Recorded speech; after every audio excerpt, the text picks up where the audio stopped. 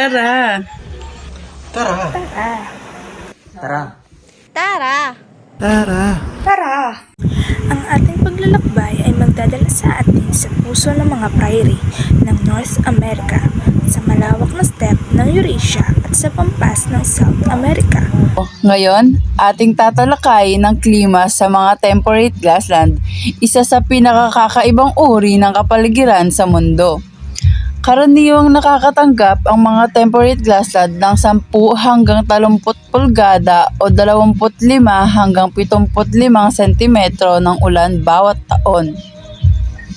Ngunit, sa mga temperatura ay nagbabago ng husto mula sa mga nagyayelong taglamig hanggang sa mainit na tag-init na may average na higit sa 70 Fahrenheit o 21 antas Celsius. Manatiling nakabantay sa mga kasanghang-manghang hayop sa North America.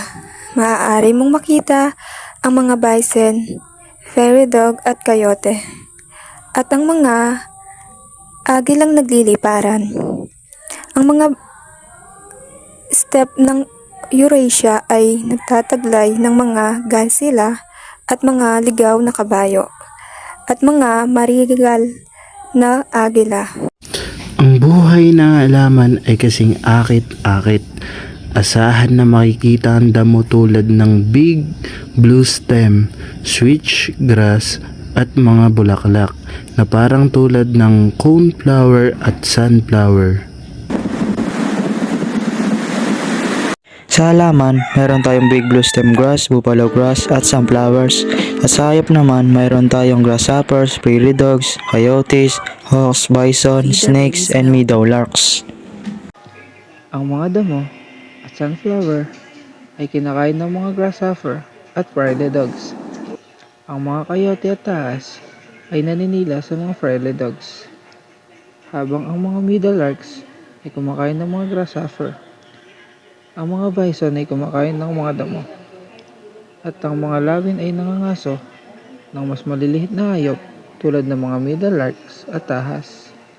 Ang isang kapansin-pansing katangian ng mga temperate grassland ay ang kanilang kaugnayan sa apoy.